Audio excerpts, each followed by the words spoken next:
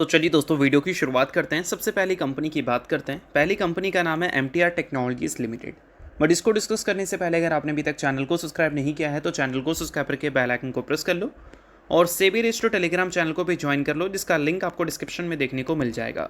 और एक डिस्क्लेमर भी है, जो भी कंपनी से रिलेटेड न्यूज़ एंड अपडेट्स हम लोग कवर करेंगे वो सारी एजुकेशन पर्पज़ के लिए है, सीखने के लिए है, तो इसको किसी भी तरह का इन्वेस्टमेंट एडवाइस मत समझना। आप खुद से भी रिसर्च और एनालिसिस कर सकते हैं।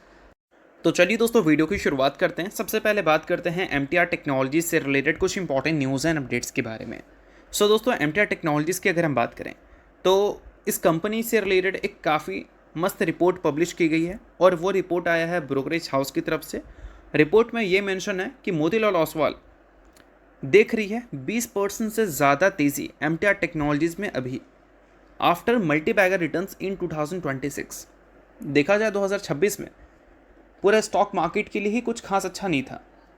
बड़ी बड़ी company like Reliance, HDFC bank जैसी कंपनी अच्छा खासा पिटी है और वही में MTR टेक्नोलॉजी जैसी कंपनी ने इन्वेस्टर्स का पैसा डबल कर दिया है। अब यहाँ पर मोतीलाल ओसवाल का कहना है कि 20% की तेज़ी यहाँ से और दिख सकती है। अब उनके जो रिकमेंडेशंस हैं उसको चाहो आप इग्नोर कर सकते हो, बट अगर MTR टेक्नोलॉजीज़ की बात करें तो 2026 में इसने आउटस्टैंडिंग परफॉर्मेंस डिलीवर किया है, ये तो एक्सेप्ट हम करेंगे। और सिर्फ अप्रैल के महीने में ही बात करें हम तो वहाँ पर MTR टेक्नोलॉजी में 40% तक की तेज़ी हमें देखने को मिली है। अब देखो दोस्तों, मोतीलाल ओसवाल की रिपोर्ट में ये मेंशन किया गया है कि MTR टेक्नोलॉजी स्ट्रॉन्ग मोमेंटम को आगे भी हमें दिखाती हुई नज़र आ सकती है, क्योंकि इनके जो क्लाइंट ऑर्डर पाइपलाइन है उसमें सिग्निफिकेंट एक्सपेंशंस हमें देखने को मिल रहे हैं।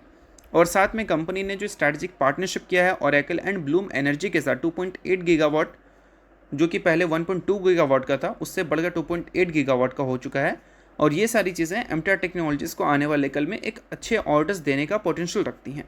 तो यही सारी चीज़ों के बेसिस पे MTR टेक्नोलॉजी, जो कि एक लंबे टाइम से ख़राब परफॉर्म करती हुई दिख रही थी, चाहे अपने बिजनेस में देखें या फिर स्टॉक्स में, वो अब कहीं ना कहीं अपनी परफॉर्मेंस को पूरी तरह से बदल चुकी है। अब यहाँ पर कंपनी का आउटस्टैंडिंग परफॉर्मेंस रिपोर्ट हो रहा है, क्योंकि पहले से कंपनी काफ़ी बेहतर नंबर रिपोर्ट कर रही है और गाइडेंस भी कंपनी का काफ़ी बेहतर आ रहा है।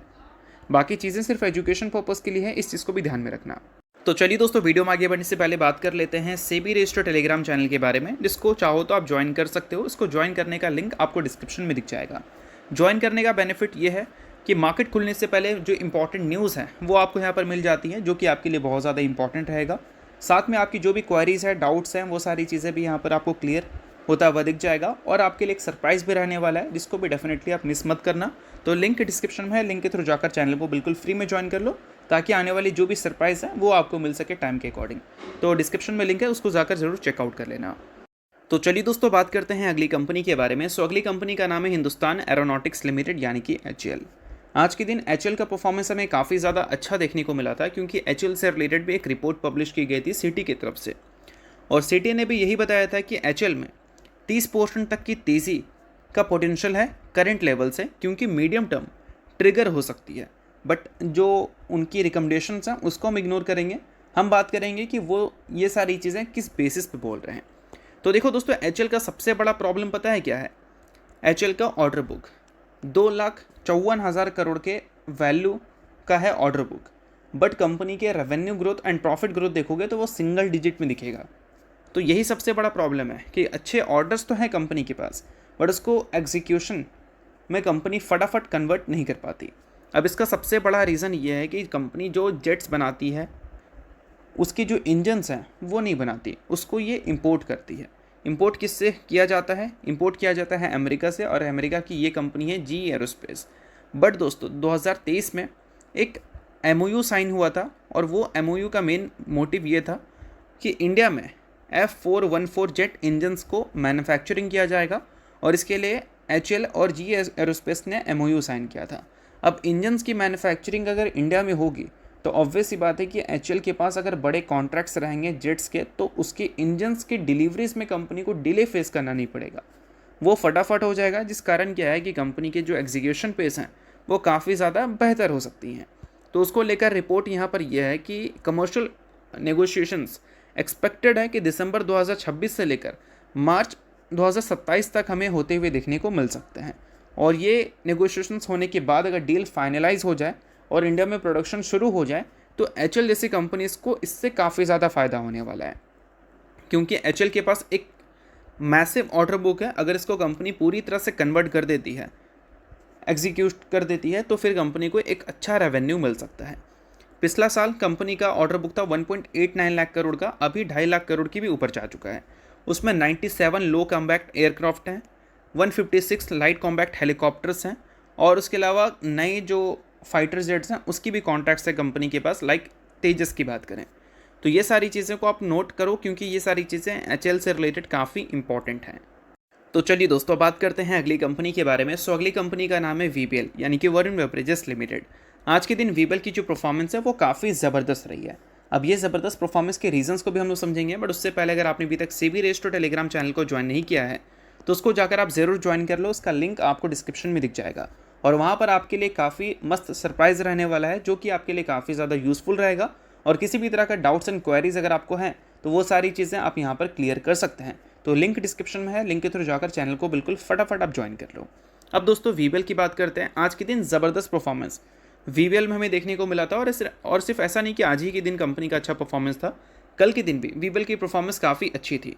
कल के दिन के तेज़ी का रीज़न था 2027 के फाइनेंशियल ईयर को लेकर जो रेवेन्यू की बात की गई थी वो 25 और 26 के मुकाबले बेहतर की गई थी। यानी कि 27 में कंपनी हो सकता है कि काफ़ी बेहतर हमें रेवेन्यू रिपोर्ट करती हुई दिख जाए, क्योंकि पिछले बार जो समर था वो उतना ज़्यादा कमाल का नहीं था। वीबीएल के हिसाब से अगर हम बात करें तो अनसीजनल रेन हमें देखने को मिले थे, बट इस बार रिपोर्ट्स ये कह रही हैं कि इस बार ज़्यादा गर्मी वाला समर हमें देखने को मिलेगा।